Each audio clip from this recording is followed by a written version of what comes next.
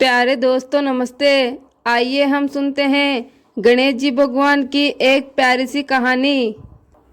प्यारे दोस्तों, कहानी को आधा अधूरा सुनकर गणेश जी भगवान का अपमान ना करें, वरना आपको पाप भी लग सकता है। इसलिए कहानी को पूरा जरूर सुने। आइए कहानी की शुरुआत करते हैं। एक समय की बात है, किसी गांव में एक सेठ सेठानी रहा करते थे। सेठ भगवान गणेश जी का बहुत बड़ा भगत था और वो सदैव गणेश जी भगवान की पूजा पाठ करता था। वो कभी भी कोई सा भी काम करने से पहले भगवान गणेश जी को याद करना कभी नहीं भूलता था। एक बार भगवान गणेश जी रूप बदलकर सेठ जी के खेतों से गुजर रहे थे। बहुत भूख लगी है, कुछ खा लेता हूँ। ये तो उसी सेठ का खेत है जो नियमित मेरी पूजा करता है।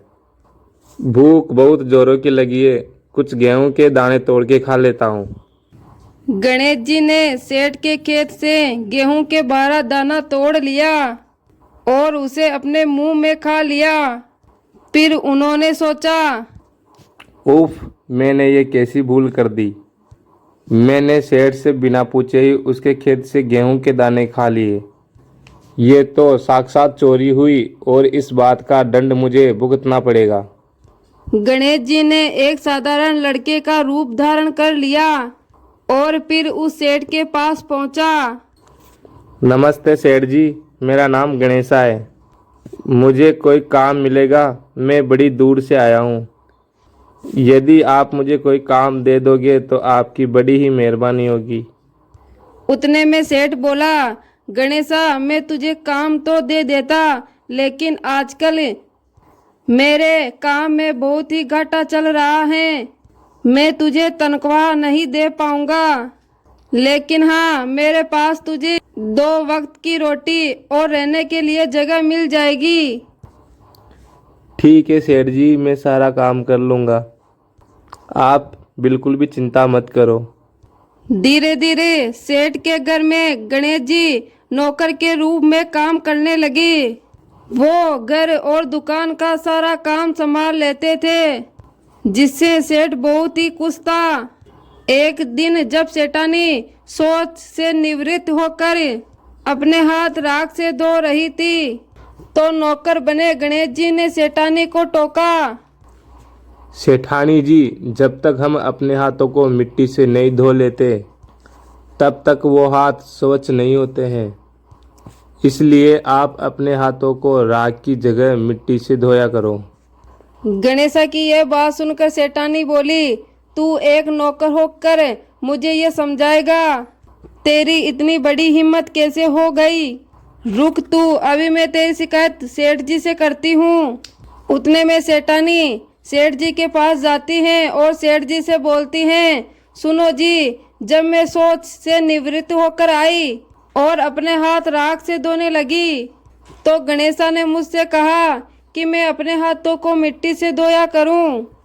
क्या ये बात सही है? उतने में सेठ बोला, गणेशा, तू बात तो सही कह रहा है। जब तक मिट्टी से हाथ नहीं धो लेते तब तक हाथ स्वच्छ नहीं होते। अरे ये गणेशा तो बहुत ही समझदारी की बातें करता है और हमारा भला भी सोचता है। उतने में सेठानी बोली, सुनो जी, कल मुझे गंगा स्थान पर जाना है। गंगा स्थान पे जाकर वहां पर स्नान करके आना है। तुम चलोगे मेरे साथ? कल्याणी, तुम एक बात सुनो। तुम गणेशा के साथ ही चले जाना। मुझे दुकान पे बहुत सारे काम करना बाकी है। उतने में गणेशा बोला, आप चिंता मत करो सेठ जी, मैं सेठानी जी का पूरा ध्यान रखूंगा और अच्छे से गंगा स्नान करा के लेके आऊँगा। अगले दिन सेठानी गणेशा के साथ गंगा घाट पहुंचती हैं। सेठानी गंगा के किनारे बैठकर ही स्नान कर रही थी।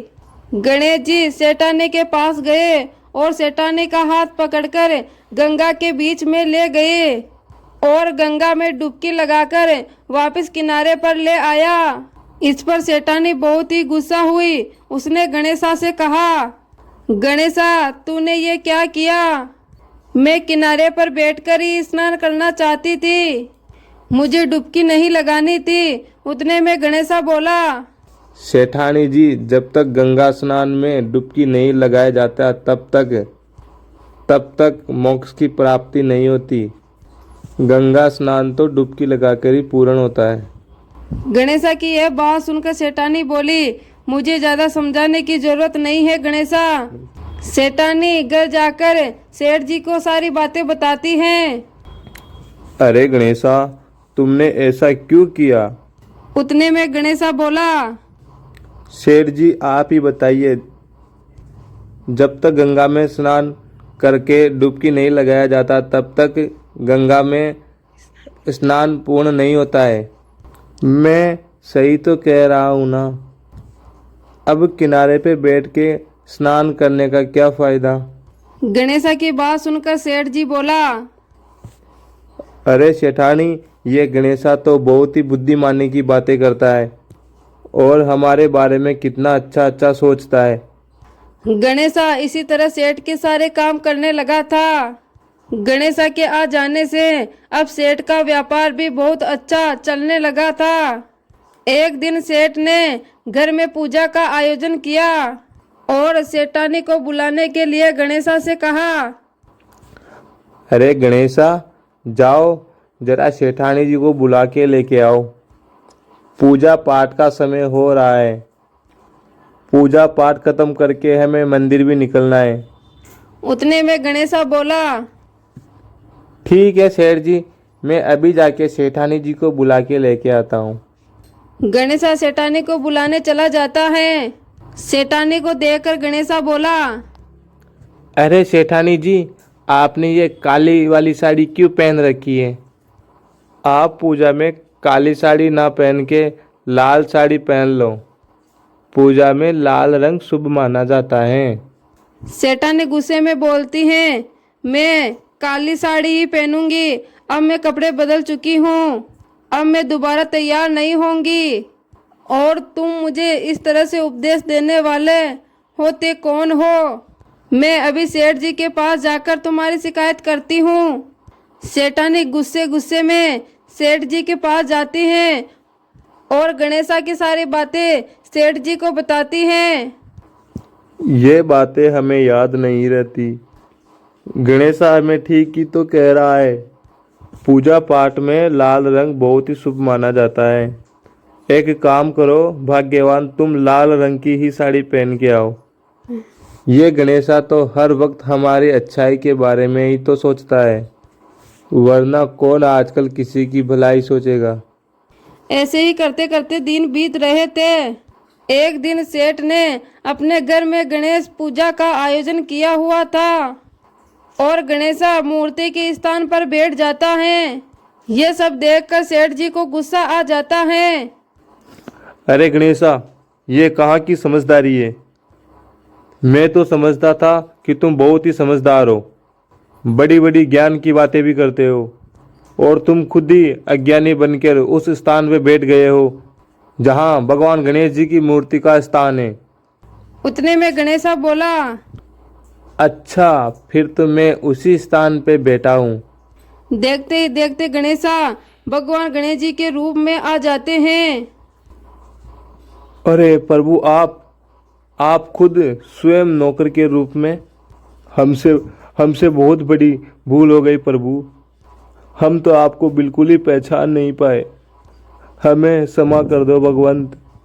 हे प्रभु, मैंने न जाने आपको नौकर समझकर कितना कुछ बोल दिया। आप मुझे क्षमा कर दो प्रभु। यह बात सुनकर गणेशा बोला, अरे तुम दोनों तो व्यर्थ ही परेशान हो रहे हो। मैं तो स्वयं मेरी मर्जी से तुम्हारे घर में नौकर बन के आया था।